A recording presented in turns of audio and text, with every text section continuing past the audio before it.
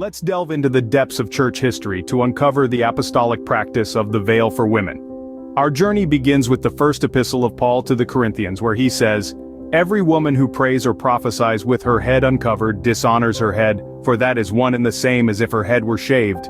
For this reason the woman ought to have a symbol of authority on her head, because of the angels." Then we move on to the late 2nd century with Clement, a church father who was a bishop in Alexandria. As he writes, "It has also been commanded that the head should be veiled and the face covered, for it is a wicked thing for beauty to be a snare to men. Nor is it appropriate for a woman to desire to make herself conspicuous by using a purple veil." We move on with the following quotations from Tertullian, a 2nd century church father from Carthage, where he addresses the issue whether the apostolic commandment concerning veiling applies only to married women, or whether it applies to virgins as well. He says, "That matter must now be dealt with that is throughout the inconsistently observed churches.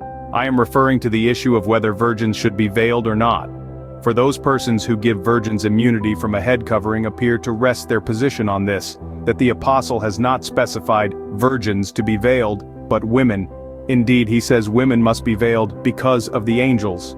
This refers to the event when, on account of the daughters of men, angels revolted from God. Now who would argue that it was only women, that is, those who were already married and had lost their virginity, who were the objects of angelic lust?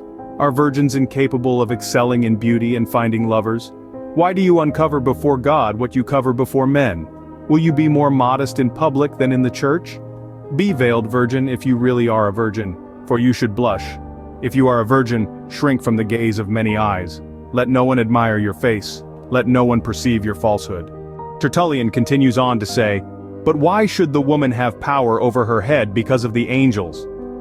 If it is because she was created for the man, and out of the man, according to the Creator's purpose, then in this way too has the apostle maintained the discipline of that God." He adds, "Because of the angels." What angels? In other words, whose angels? If he means the fallen angels of the Creator, there is great propriety in his meaning.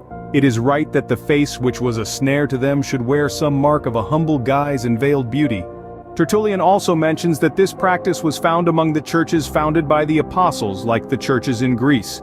"It behooves our virgins to be veiled from the time that they have passed the turning point of their age. This observance is required by truth. Therefore no one can impose any condition on it, no space of time, no influence of persons, and no privilege of regions."